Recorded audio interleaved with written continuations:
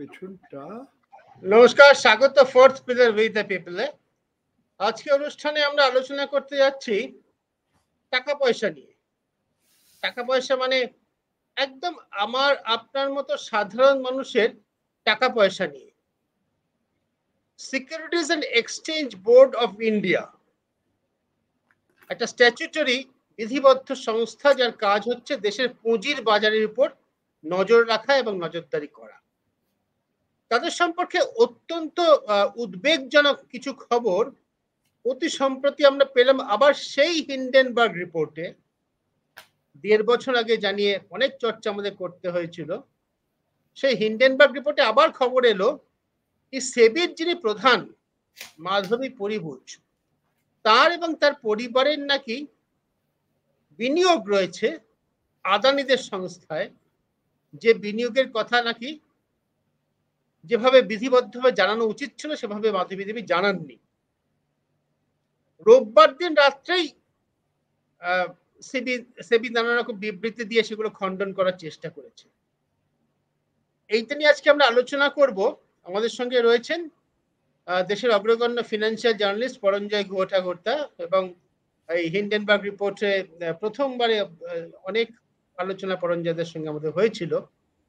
আমি শুধু একটা জিনিস দর্শকদের, এখন যারা রয়েছেন, রেকর্ড করা অনুষ্ঠান, যারা দেখবেন পরে যারা দেখবেন, এখন যারা দেখছেন পরে যারা দেখবেন, সকলকে একটু বলে দেওয়া যে সেবি যে পুঁজির বাজারের উপর নজর রাখে, আজ আমাদের দেশে সেটার সাইজ আকার হচ্ছে 5 লক্ষ কোটি মার্কিন ডলারের বেশি।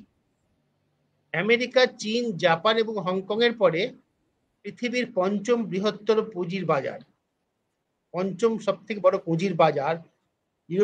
ইউরোপে নেই কোনো এত বড় বাজার। আর তার সঙ্গে আমাদের সংযোগ আছে। শুধু যারা শেয়ার বাজারে ফাটকা খেলে বড়লোক হতে চান রাতারাতি তাদের নয়, সাধারণ বিনিয়োগকারী সংযোগ আছে, রাখতে হচ্ছে। কারণ রাষ্ট্রায়ত্ত সংস্থায় আজকে যারা কাজ করেন, তরুণ অল্প বয়সী, তাদের কিন্তু এনপিএস এর মাধ্যমে, ন্যাশনাল পেনশন সিস্টেমের মাধ্যমে তাদের টাকা জমা রাখতে হয় ভবিষ্যতে পেনশন পাবেন বলে। সে টাকার একটা অংশ শেয়ার বাজারে বিনিয়োগ হয়। ফলে আজকের দিনে দাঁড়িয়ে কিন্তু আমি না চাইলেও কিন্তু আমার পুঁজি শেয়ার বাজারে বিনিয়োগ হচ্ছে। তার নজরদারি সংস্থা হচ্ছে সেবি। সেই সেবির চেয়ারম্যান সন্দেহজনক বিনিয়োগের সঙ্গে জড়িত। এই খবরটা তাই শুধু বড় লোকদের বিষয় নয়, যারা শেয়ার বাজারে টাকা খাটিয়ে রাতারাতি বড় লোক হতে চান তাদের বিষয় নয়, আম আদমির বিষয়, আমার আপনার সকলের দুশ্চিন্তার কারণ।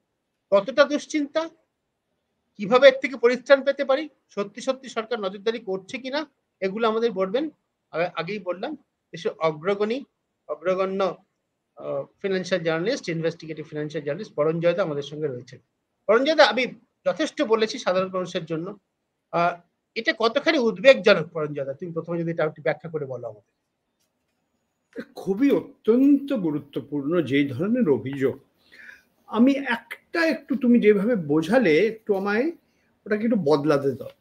অভিযোগটা যে SEBI, securities and exchange board of ইন্ডিয়ার যিনি একদম শীর্ষে আছেন, মাধবী পরিভূজ, উনি এবং ওনার স্বামী যেই কোম্পানিতে বা যেই ফান্ডে, ওদের ফান্ড বলা হয়, কোম্পানি ঠিক না, ফান্ড, উনি বিনিয়োগ করেছেন, ওনার ব্যক্তিগতভাবে উনি নিবেশ করেছেন, ওনার স্বামী নিবেশ করেছেন, এই একই ফান্ডের গৌতম আদানির দাদা, বড় ভাই, দাদা, সেও এই একই ফান্ডে দিয়েছে। তাছাড়া এই ফান্ডের সঙ্গে যুক্ত আছে আরো অন্যান্য ফান্ড। সেই ফান্ডের বহু বছর নির্দেশক ছিলেন একজন ভদ্রলোক, ওনার নাম অনিল আহুজা। উনি ধাওয়াল বুচ, মানে মাধবী পরিভূজের স্বামী, তার বাল্যবন্ধু। একই সঙ্গে তারা ইন্ডিয়ান ইনস্টিটিউট অফ টেকনোলজি দিল্লিতে পড়েছেন, এবং উনি মানে পরিষ্কার বলেছেন যে উনি আমাদের বন্ধুত্বের জন্য আমরা এই ফান্ডে আমরা পয়সা দিয়েছি। এই ফান্ডের নাম হলো global dynamic opportunities fund, global opportunities fund.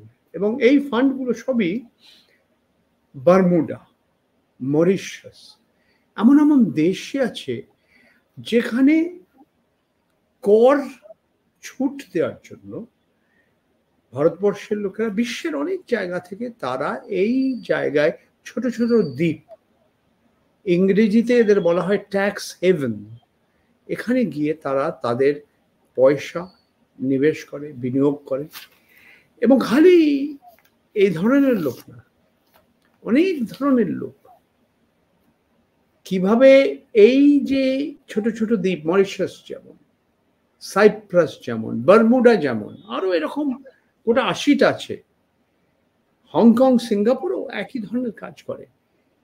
অনেক সময় আমরা দেখেছি যে কালো টাকা আর সাদা টাকার ভিতরে যে পার্থক্যটা প্রায় মিশে যায়।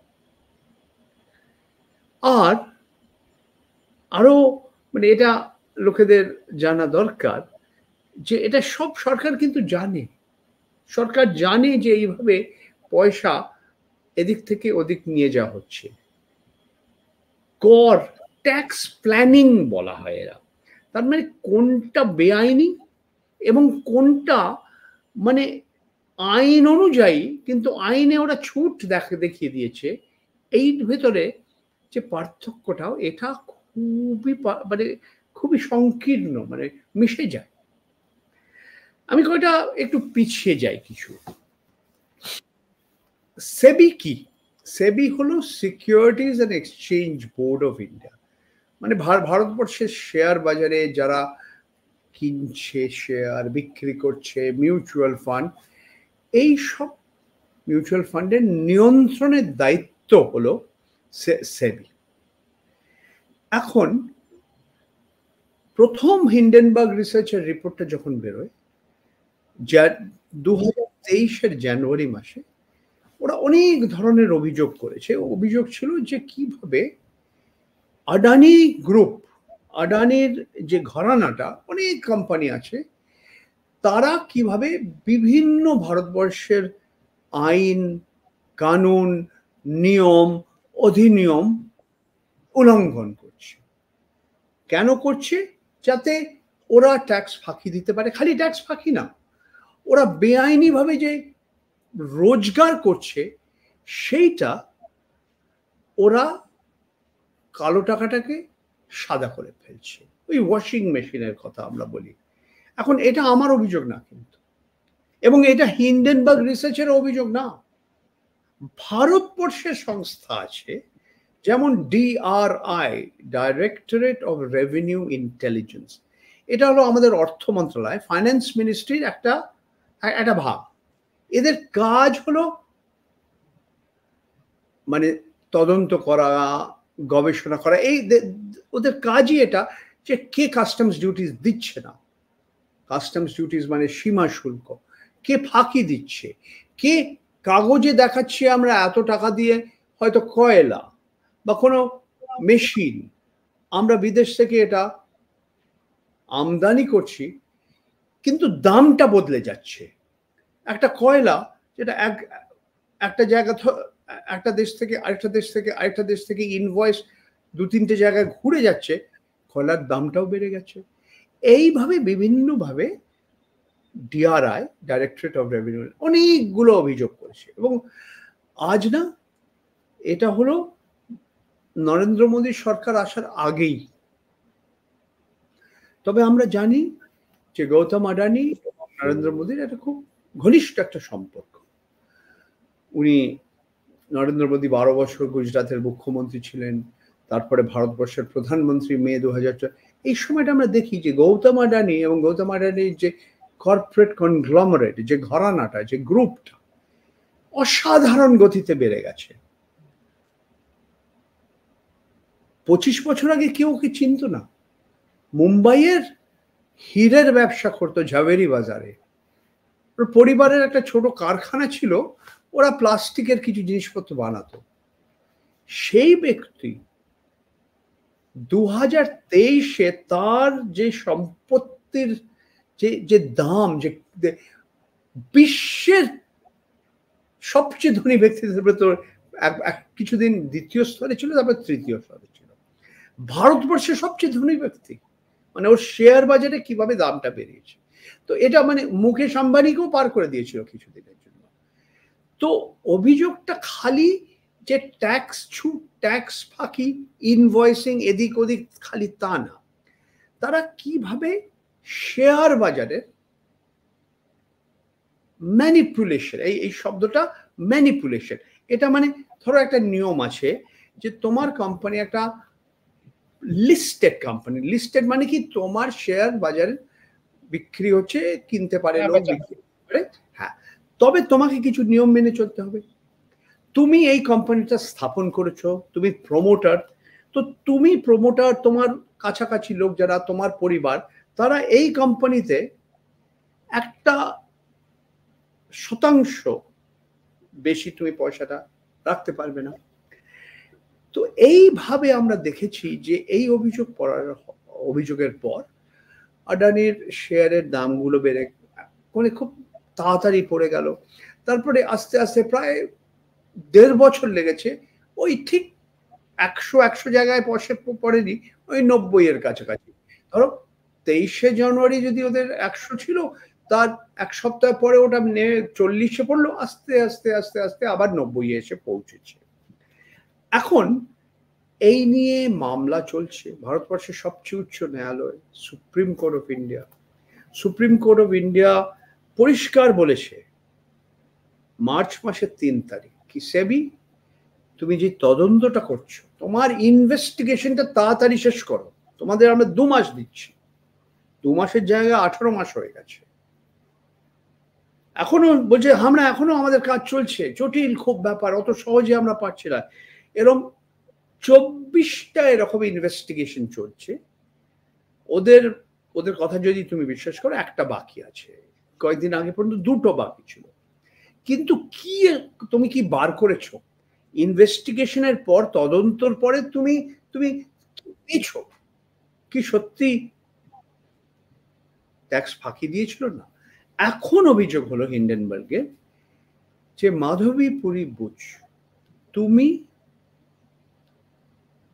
এই কাজটা ধীরে সুস্থে করেছো, তাড়াতাড়ি করনি, তুমি সুপ্রিম কোর্টের কথা শুনছো না, তুমি এখনো সার্বজনিক করনি কি, তুমি তদন্ত পরে তুমি কি পেয়েছো, সত্যি কি ওরা আমাদের আইন বেআইনি ভাবে কাজ করেছে বা আমাদের নিয়ম কানুন ইত্যাদি ইত্যাদি নিয়মের উল্লঙ্ঘন করেছে, কিছুই আমরা জানি না। বরঞ্চ আজকে আমরা শুনছি যে মাধবীপুরী বুচ, উনি প্রথম মহিলা এবং প্রথম সেবির চেয়ারপারসন আমার বলা উচিত, যিনি আইএএস ইন্ডিয়ান অ্যাডমিনিস্ট্রেটিভ সার্ভিস থেকে নন। উনি এর আগে প্রাইভেট সেক্টরে কাজ করেছিলেন, আইসিআইসিআই গ্রুপে বহু বছর উনি কাজ করেছিলেন, তারপর ওনার স্বামীর সঙ্গে উনি সিঙ্গাপুরে কয়েক বছর ছিলেন, সেখানেও কোম্পানি হয়েছে। এখন হিন্ডেনবার্গ রিসার্চের রিপোর্টরা বলছে এইসব তুমি কি সত্যি জানিয়েছো? সরকার কি জানে? কারণ একটা যেটাকে আমরা বলি কনফ্লিক্ট অফ ইন্টারেস্ট, আমি একটা সরকারি পদে আছি, আমি হাজার হাজার কোম্পানির শেয়ার এদিক ওদিক হচ্ছে তার নিয়ন্ত্রণ করছি, আমার কি জানানো উচিত না? একটা স্বচ্ছতা থাকা দরকার নেই, ট্রান্সপারেন্সি, যে আমার শেয়ার এখানে আছে বা আমার স্বামী নিজের বিনিয়োগ রয়েছে, কোনটা হলে তোমার নিজের সুবিধা হয়। এখন এই অনেক কিছু মানে রিপোর্টটা বেরোলো, রিপোর্টটা শনিবার দিন 7:30 বা 7:45 নাগাদ বেরোলো। সেই দিন না, তার পরের দিন 1:30টার সময় বা 1:40-এ প্রথম উনি একটা স্টেটমেন্ট দিলেন। তার পরের দিন মানে রোববার দিন সকালে একটা স্টেটমেন্ট এলো। তারপরে অনেক কোম্পানির নাম আছে, IIFL বলে একটা কোম্পানি, এদের সব একের পর এক ওদের স্টেটমেন্ট এলো। সেবি বললো একটা, সেবি সিকিউরিটিজ অ্যান্ড এক্সচেঞ্জ বোর্ড, ওরা একটা স্টেটমেন্ট দিল, একের পর এক স্টেটমেন্ট দিল। পার্লামেন্ট শেষ হয়ে গেছে, কিন্তু পার্লামেন্ট সোমবার পর্যন্ত চালু থাকার কথা ছিল অরিজিনালি, সেই পার্লামেন্টটা সাইনেডায় অ্যাডজার্ন করা হয়েছে শুক্রবার দিন সন্ধ্যেবেলা। তো একটা জিনিস পরিষ্কার হয়ে গেছে যে এই মহিলা এবং ওনার স্বামী বাধ্য হয়ে ওদের নিজেদের কোথায় বিনিয়োগ, কোন কোম্পানিতে, কিভাবে, কবে, একটা জিনিস বলা খুব দরকার যে এপ্রিল 2017 মাধবীপুরী বুচ উনি সেবির হোল টাইম মেম্বার হন এবং তার কয়েক বছর পর, প্রায় 5 বছর পর, মার্চ 2022 উনি একদম শীর্ষে চেয়ারপারসন হয়ে যান। কিন্তু মাঝখানে কিন্তু অনেক কিছু হয়ে গেছে, এটা উনি কিন্তু সরাসরি হয়তো বলছেন না। একটা হলো একটা কোম্পানির মালিকানা ওনার ছিল, হিন্ডেনবার্গ রিপোর্ট থেকে দেখানো হচ্ছে ওনার ব্যক্তিগত ইমেইল আইডি থেকে কিরকম ভাবে বলা হয়েছে যে এটা এখন আমার পুরো স্বামীর নামে হবে, আমার মালিকানা ছিল সেই মালিকানাটা এখন আমার স্বামীর নামে যাবে। তখন কিন্তু অলরেডি সেবির হোল টাইম মেম্বার। উনি যখন সেবির হোল টাইম মেম্বার ছিলেন, ওনার স্বামী সেও ইন্ডিয়ান ইনস্টিটিউট অফ টেকনোলজিতে পড়াশোনা করেছে, আইআইটিতে। উনি একটা খুব বড় একটা বহুরাষ্ট্র সংস্থা ব্ল্যাকস্টোন বলে, সেই কোম্পানিতে উনি জয়েন করেন জুলাই 2019। এর আগে উনি লিভার, ইউনিলিভার, এর আগে নাম ছিল হিন্দুস্তান লিভার, ওখানে বহু বছর কাজ করেছেন। উনি চিফ প্রকিউরমেন্ট অফিসার ছিল, মানে জিনিসপত্র কেনা এবং এইসবের কাজ ওনার ছিল। এখন ব্ল্যাকস্টোন আবার ওরাও স্টেটমেন্ট ইস্যু করেছে যে এই ভদ্রলোক যেই ধরনের কাজ করছেন তার সঙ্গে সেবি যেই সব ধরনের সংস্থার ওপর নিয়ন্ত্রণ করছে তাতে কোনো কনফ্লিক্ট অফ ইন্টারেস্ট নেই। যেমন হিন্ডেনবার্গ অভিযোগ করেছিল যে ব্ল্যাকস্টোন হলো ভারতবর্ষে প্রথম REIT বলা হয়, real estate investment trust, real estate investment trust. এইখানে যদি কেউ বিনিয়োগ করে, এবং এটা অনেকে মনে করে একটা খুব ভালো একটা বিনিয়োগ করা বা নিবেশ করার একটা রাস্তা, কারণ বাড়ির দাম, এবং মুম্বাই শহরে যেমন মানে বাড়ির দামগুলো কমে না কোনো সময়, হয়তো কিছুদিনের জন্য কোভিডের সময় একটু কমেছিল, সব সময় বেড়ে যায়। তো এখানে যদি একজন সাধারণ মানুষ বা যে কেউ, তুমি আমি, আমরা যদি নিবেশ করি কিছু পয়সা, যদি বিনিয়োগ করি, তো খুব বড় একটা সম্ভাবনা যে আমাদের যেই পয়সাটা আমরা দিয়েছি সেই পয়সাটা মানে তার মূল্যটা বেড়ে যাবে কয়েকদিন পরে। তো এই ধরনের অভিযোগ হয়েছে। আজকে প্রথমে শেয়ার বাজারটা পড়ে গেছিল, তারপরে আস্তে আস্তে শেয়ার বাজারের যে সূচক যেটা ছিল সংবেদনশীল সূচক, সেন্সিটিভ ইন্ডেক্স, আবার আস্তে আস্তে বেড়ে গেল। তবে আদানি গ্রুপের যে শেয়ারের যে স্টক, সেই স্টকগুলো বাড়েনি, বরঞ্চ কমে গেছে অনেকগুলো, এবং একটা প্রভাব পড়েছে। এখন কি হবে কি হবে না এটা বলা মুশকিল। অনেকে কংগ্রেস পার্টির, যেমন রাহুল গান্ধী, কংগ্রেসের মুখপাত্র প্রবণ খেরা, এমনকি ওই সুপ্রিয়া শ্রীনিত, তারপরে তৃণমূল কংগ্রেসের মহুয়া মৈত্র, জহর সরকার, এরা সবাই পরিষ্কার একের পর এক স্টেটমেন্ট, ভিডিও স্টেটমেন্ট, লিখিতভাবে, টুইটার খুলে দেখো মহুয়া মৈত্র টুইটার লম্বা লম্বা অনেকগুলো পাবে, জহর সরকারের তুমি টুইটার এবং হ্যান্ডেল দেখো অনেকগুলো আছে। এরা পরিষ্কার বলছে, এবং কংগ্রেসও বলছে যে মাধুরী বুচকে ওরা পদত্যাগ করা উচিত। ওনার মতামতে আমি কিছু ভুল করিনি, আমি কেন পদত্যাগ করব। ওনার চেয়ে বেশি ভারতীয় জনতা পার্টি, এটা অদ্ভুত যে ভারতীয় জনতা পার্টি বলছে ওনাকে পদত্যাগ করা উচিত না। মানে আদানির চেয়ে বেশি উৎসাহী ভারতীয় জনতা পার্টির আইটি সেলের লোকেরা বলতে, না না, মাধবীপুরী বুচ কিছু গোলমাল করেনি, হিন্ডেনবার্গ, আর কারণ সেবি তো হিন্ডেনবার্গের বিরুদ্ধে একটা কারণ দেখা নোটিশ দেখিয়েছে, এবং হিন্ডেনবার্গ কোনো জবাব দেয়নি। ওরা পুরো নোটিশ যেটা পাঠিয়েছে ওরা দিয়েছে। ওরা বললো আমি তো ভারতবর্ষেতে নেই, আমার কাজ নিউ ইয়র্কে। তারপরে বলা হলো যে হিন্ডেনবার্গে, এটা হলো রাম জেঠমালানির ছেলে মহেশ জেঠমালানি, যিনিও নাম করা উকিল, উনিও ভারতীয় জনতা পার্টির সঙ্গে ওনার একটা, মানে ভারতীয় জনতা পার্টিরই, উনি বলছেন যে আসলে এই হিন্ডেনবার্গ একজন কিংডন বলে একজন ভদ্রলোক, ওকে ওকে ওর জন্য ওরা পয়সা করেছে, এবং তার স্ত্রী সে চীনের, তো এরাই আসলে ভারতবর্ষের অর্থ ব্যবস্থায় যাতে উন্নতি না হয় এটা ওরা চায় না। তো এদের মত হচ্ছে হিন্ডেনবার্গ নিজেদের বলা হয় শর্ট সেলার। তার মানে কি, বেট, বাজি রাখে। ওরা জানে যে এই শেয়ারের দাম কমবে, তো ওরা বাজি রাখে।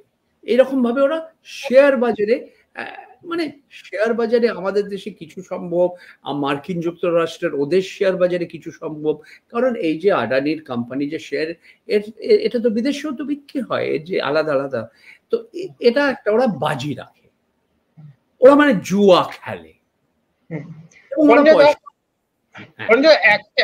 যেটা আমি যে আমরা এই করছি, কিন্তু ওরা আগে শুরুতে যেটা বললাম যে এই শেয়ার বাজারে বিনিয়োগ প্রত্যক্ষভাবে শেয়ার ক্যাপিটাল কোম্পানি স্টক না কিনলেও মিউচুয়াল ফান্ডের মাধ্যমে আছে, কিন্তু বহু সাধারণ মানুষের বিনিয়োগ আছে।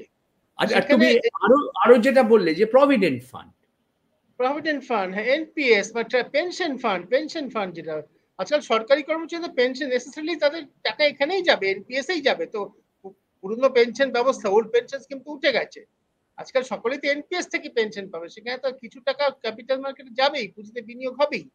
সেখানে সেই বাজারটার যদি শীর্ষ রেগুলেটর, নিয়ন্ত্রণ যিনি করছেন, পর্যবেক্ষক নজরদারি করছেন, যার কাজ হচ্ছে পলিসিং করা, তার সম্পর্কে অভিযোগ উঠলে তো সাধারণ মানুষ একটু ভাববেই যে আমার টাকার নজরদারিটা কে করছে। এই জায়গাটাতে আমি তো এখনো পর্যন্ত সরকারের দিক থেকে সেরকম বিবৃতি দেখলাম না যে সাধারণ মানুষের স্বার্থ সুরক্ষিত আছে, সাধারণ মানুষের পাশের কথা তারা ভাবছে, এটা তো এখনো দেখলাম না। তাহলে আমরা সাধারণ মানুষরা, আমাদের দর্শকরা, সাধারণ বিনিয়োগকারীরা, তারা কি করে ভরসা পাবেন? এটা তো তাদের প্রশ্ন, আমারও প্রশ্ন। কি মনে হয় তোমার? না, এটা তুমি ভালো প্রশ্ন করেছো। সাধারণ মানুষ যারা, তারা তাদের মানে ওরা খেটে যেটুকু পয়সা জমিয়ে রাখা হচ্ছে তার একটা অংশ হয়তো ওরা মিউচুয়াল ফান্ডে দিয়েছে, কারুর পেনশনের টাকার একটা ছোট অংশ শেয়ার বাজারে সরকার সেই শেয়ার বাজারে রেখেছে, বা প্রভিডেন্ট ফান্ড, এই সবগুলো সাধারণ মানুষ, খালি মধ্যবিত্ত মানুষ না, যারাই চাকরি করছে তাদের পক্ষে এটা একটা গুরুত্ব আছে। তার মানে শেয়ার বাজার ওপরে যাচ্ছে নিচে পড়ছে, এটা খালি মুম্বাইয়ের দালাল স্ট্রিট বা মুম্বাইয়ের শেয়ার ব্রোকার এবং যারা জুয়া খেলে, যারা ওই তাদের লোভ এবং তাদের ভয় দেখিয়ে শেয়ার ওপরে যায় নিচে যায়, এই লোকে ছাড়া এটা একটা সাধারণ ফাটকা খেলা বলে, বাজি, জুয়া, যাই বলো তুমি। তো এর একটা প্রভাব সবার উপর পড়ছে। তো সাধারণ মানুষের যে বিশ্বাসনীয়তা, যে এই সেবির উপরে যে ভরসা যেটা ছিল, যে হ্যাঁ এরা আমার পুলিশ, যদি কেউ গোলমাল করে, কোনো আইন কানুনের উল্লঙ্ঘন করে, কেউ যদি নিয়ম অধিনিয়মের এদিক ওদিক চলে যায়, সেবি তাদের শিক্ষা দেবে, তাদের ওপরে শক্ত দরকার হলে সাজা দেবে, ফাইন করবে। এমনকি আমরা জানি এই হিন্ডেনবার্গের কেসে একটা কোম্পানি আছে যারা জার্মানিতে একটা খুব বড় একটা কেলেঙ্কারি একটা হয়েছিল, একটা ভ্রষ্টাচারের ঘটনা হয়েছিল, ওয়ার কার্ড বলে। মাস্টার কার্ড, ভিসা, যারা ক্রেডিট কার্ড করে তাদের সঙ্গে অভিযোগ ছিল যে তারা এদের ঠকিয়েছ, আর জার্মানিতে যারা এই কোম্পানিটা করেছিল তাদের জেল খাটতে হয়েছে, তাদের জেলে যেতে হয়েছে। আমাদের দেশে হ্যাঁ ঠিক আছে, কি হর্ষদ মেহতাকে জেলে যেতে হয়েছিল, কেতন পারেকে যেতে হয়েছিল, ইয়েস ব্যাংকের রানা কাপুরকে যেতে হয়েছিল, গেছে কিছু লোক, ওয়াধাওয়ান যারা ওই দিওয়ান হাউজিং, ডিএইচএফএল এই গেছে, তবে সরকারি অধিকারী। এখন এই যে যা যা হয়েছে, সে সেবি কথা বলেছে, আদানি বলেছে, এই কোম্পানিরা যাদের নাম করলাম এদের সংস্থা থেকে স্টেটমেন্ট এসছে, অর্থ মন্ত্রণালয়, ফাইন্যান্স মিনিস্ট্রি বা মন্ত্রী নির্মলা সীতারামন উনি একটা কথা বলেন, সেবির যে চেয়ারপারসনকে যে অ্যাপয়েন্টমেন্ট যেটা হয় এটা কারা করে? ACC, appointments committee of the cabinet. ওদের ভেতরে কারা আছে? আমাদের মাননীয় প্রধানমন্ত্রী শ্রী নরেন্দ্র মোদী, আমাদের মাননীয় স্বরাষ্ট্রমন্ত্রী শ্রী অমিত শাহ, এরাই এই সমিতিতে আছে। এখন এর কি প্রভাব করবে, এবং এটার একটা হলো অর্থ ব্যবস্থা, শেয়ার বাজারের উপরে একটা প্রভাব, এর একটা রাজনৈতিক প্রভাবও পড়ার একটা সম্ভাবনা আছে। কারণ অনেক দিন ধরে কংগ্রেস পার্টি এবং যারা মোদী সরকারের বিরুদ্ধে কথা বলেছে তারা বলছে যে নরেন্দ্র মোদীর ঘনিষ্ঠ বন্ধু গৌতম আদানি অন্যদের কথাও ভাবে না, এই একজন বড় পুঁজিপতিকে সাহায্য করছে, তার ব্যবসা তো কোথায় নেই। একজন সাধারণ মানুষের জীবনে তুমি দেখো, আমি খুব তাড়াতাড়ি বলি, খুব লম্বা লিস্ট, হয়তো দুটো চারটে নাম আমি ভুলে যাবো, দুটো চারটে এলাকা। কয়লা উৎপাদন, কয়লা আমদানি, বিদ্যুৎ উৎপাদন, বিদ্যুতের বিতরণ, সোলার এনার্জি, গ্যাস, শহরে যে সিটি গ্যাস যে আমরা ডিস্ট্রিবিউট করি, ঠিক তা না, বিমানবন্দর, সমুদ্রের বন্দর, গোটা 12টা সমুদ্রের বন্দর, 13টা নিয়ন্ত্রণ করছে কারা? এই এটা হলো আদানি গ্রুপ। তাছাড়া না, ইসরায়েলে বিমানবন্দর রয়েছে, আমরা রপ্তানি করছি ইসরায়েলে drone, UAV, unmanned Arial vehicles. কোন কার কোম্পানি? আদানির কোম্পানি। একটা জয়েন্ট ভেঞ্চার আছে, রাস্তা বানানো, গম চাল স্টোরেজ ফ্যাসিলিটি, কি কোথায় নেই? এমনকি আপেল তুমি যেটা কিনছো তার বেশিরভাগ যে আপেল সেটাও আদানি গ্রুপ ফ্রেশ পিক বলে ওরা বিতরণ করছে। তুমি যে বাড়িতে যে তেল দিয়ে সিঙ্গারা ভাজছো বা পরোটা ভাজছো বা লুচি ভাজছো, ফরচুন ব্র্যান্ড তেল, এটা কার? এটা হলো আদানি। এবং আদানি আজকে অস্ট্রেলিয়ায়, ইন্দোনেশিয়ায়, শ্রীলঙ্কায়, বাংলাদেশ নিয়ে তো সাংঘাতিক একটা বিবাদ হয়েছে, এটা তো আরেকটা বিষয় নিয়ে আমরা কথা বলতে পারি অন্য কোনো দিন। তারপরে ইসরায়েলে মানে ওদের যে সমুদ্রের বন্দর যেগুলি আছে তাদের দ্বিতীয় স্তরে যেটা, সেটা আদানি চালাচ্ছে। আরো কত কি করেছে। এবং এটা আমি না, দিল্লির মুখ্যমন্ত্রী যিনি এখন জেলের ভেতরে, উনি পরিষ্কার বলেছেন, আমি বলিনি, উনি বলেছেন, দিল্লির বিধানসভায় দাঁড়িয়ে উনি বলেছেন যে ওনাকে নাকি কোনো একজন নাম করা একজন ভারতীয় জনতা পার্টির একজন নেতা ওনাকে বলেছিলেন কি ये पैसा, ये कंपनी, ये तो अडानी जी का नहीं है, ये तो मोदी जी का है। এই ধরনের কথা উনি বলেছে, আমি বলিনি। আমি বললে আমার বিরুদ্ধে ওই 6টা মানহানি চলছে, হয়তো আরেকটা হয়ে যায়, লেগে যায়। কিন্তু এই সাধারণ মানুষের যে বিপদের দিকটা সেটা আমরা দেখলাম, যেহেতু কথাটা উঠলোই তুমি বললে, এবং আমরা অত্যন্ত প্রাসঙ্গিক বিষয় বাংলাদেশে এই, আমি আদানিদের কথা উঠছে কেন আমরা আলোচনা করছি, তো সেবির প্রধান তার ইন্টিগ্রিটি নিয়ে, তার প্রভিটি নিয়ে আমরা আলোচনা করছি, তার সম্পর্কে যে শ্রদ্ধা, বিশ্বাস, ভরসা মানুষের থাকার কথা তা নিয়ে আমরা আলোচনা করছি। তার সঙ্গে কি হলো, তার সঙ্গে সম্পর্ক এলো হচ্ছে, প্রশ্ন এলো তার সঙ্গে আদানিদের সম্পর্কে প্রশ্ন এলো। আবার আদানিদের বিনিয়োগ রয়েছে বাংলাদেশে কোথায় একটা অদ্ভুত সম্পর্ক, আমি জানি না, তুমি বলতে পারো পৃথিবীতে? আমি বলতে পারি, আমি এটা নিয়ে তোমাকে আধ ঘন্টা বলতে পারি, অন্য কোনো দিন করব। 2 মিনিটে সংক্ষেপে বলি। একটা এই ধরনের একটা মানে প্রজেক্ট আমার মনে হয় না বিশ্বে অন্য কোথাও তুমি পাবে। কয়লা অস্ট্রেলিয়া থেকে আসছে, জাহাজে সমুদ্র পার করছে, উড়িষ্যার ধামরা বন্দরে আসছে, সেখান থেকে রেলে যাচ্ছে ঝাড়খণ্ডে গোড্ডায়, সেখান থেকে বিদ্যুৎ উৎপাদন করা, সেটা রপ্তানি করা হচ্ছে পশ্চিমবঙ্গে ফারাক্কার উপর দিয়ে গিয়ে বাংলাদেশে। আর বাংলাদেশের এই বিদ্যুতের দরকার নেই, ওদের কাছে আছে, ওদের ক্যাপাসিটি আছে বিদ্যুৎ উৎপাদন করার। এমনকি বাংলাদেশের পাওয়ার ডেভেলপমেন্ট বোর্ডের খুব নামকরা একজন ভদ্রলোক, উনি ওই চেয়ারম্যান ছিলেন, ওনার নাম আমার যতদূর মনে আছে রহমতুল্লাহ, উনি পরিষ্কার বলেছেন শেখ হাসিনা মোদিকে খুশি করার জন্য এটা করেছে, মোদির বন্ধুকে খুশি করার জন্য বলা হচ্ছে, এই ধরনের কথা বাংলাদেশে বলা হয়েছে।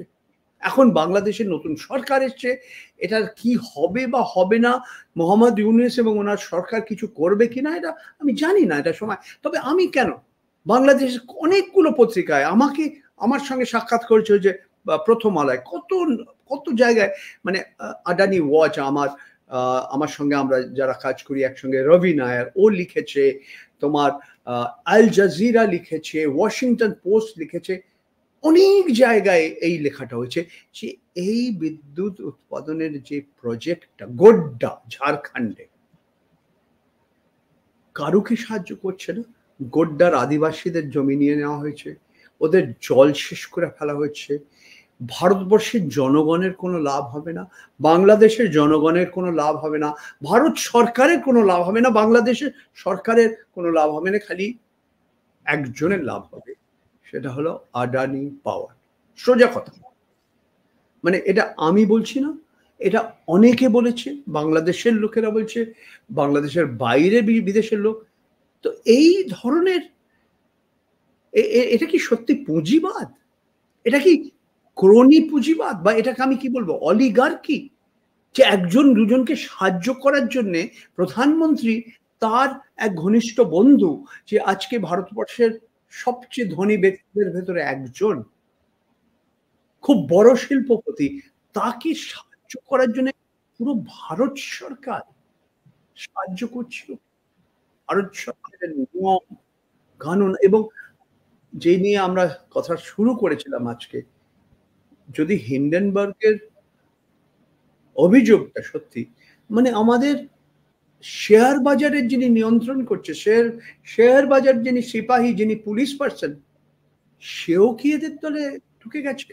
এখন আমি মনে করি এই বিষয় নিয়ে সুপ্রিম কোর্ট একটা জাজমেন্ট দিয়েছিলেন বেশ অনেকদিন, আমি একটু আগে যেটা বললাম, এটা হলো মার্চ মাসে 2023-এ, তখন বলেছিল সব কাজ ছেড়ে ফেলো।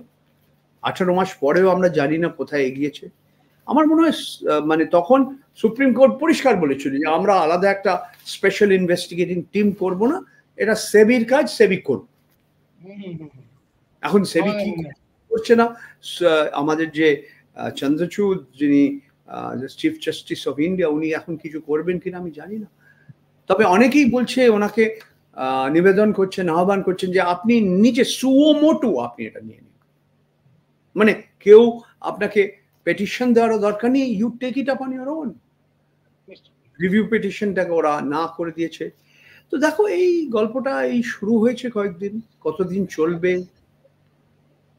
আমরা জানি না কতদিন চলবে, কিন্তু যেটা পরঞ্জয়দা বললেন দর্শকদের উদ্দেশ্যে আবারও বলার, সাধারণ মানুষের স্বার্থ পুঁজির বাজারে সুরক্ষিত কি না এই প্রশ্ন উঠছে। পুঁজির বাজারে সাধারণ মানুষের আজকালকার বিনিয়োগ কিন্তু তার ইচ্ছাধীন নয়, তিনি চাকরি করছেন, তার পেনশনের টাকা, প্রভিডেন্টের টাকাও বিনিয়োগ হচ্ছে, তিনি চান বা না চান। এইখানে একটা সরকারের ভূমিকার প্রশ্ন আসে। যে প্রশ্ন উঠেছে, যে সন্দেহ উঠেছে হিন্ডেনবার্গ রিপোর্টে, তারপর সেবি প্রধান তার পক্ষ থেকে সেবি বিবৃতি দিয়ে বলেছে অনেক কথা। আমাদের প্রশ্ন, ফোর্থ পেজ উইথ দ্য পিপলের প্রশ্ন, দেশের অর্থমন্ত্রী বা প্রধানমন্ত্রী কি কোনো বিবৃতি দেবেন যে সাধারণ মানুষের স্বার্থ সুরক্ষিত রাখার জন্য যা করা দরকার তা করা হচ্ছে? এবং পরঞ্জয়দা যে প্রশ্ন তুললেন, আমাদের সুপ্রিম কোর্ট তারা কি বিষয়ে কোনো হস্তক্ষেপ করবে? আমরা জানি না, কিন্তু এই অত্যন্ত গুরুত্বপূর্ণ প্রশ্নগুলো আপনাদের সামনে পেশ করে আমরা নিশ্চয়ই অনুষ্ঠান শেষ করতে পারি। এগুলো আমার আপনার প্রত্যেকের স্বার্থের ব্যাপার, আমরা নিশ্চয়ই নজর রাখবো। ধন্যবাদ পরঞ্জয়দা, দর্শকদের ধন্যবাদ আমাদের সঙ্গে থাকার জন্য।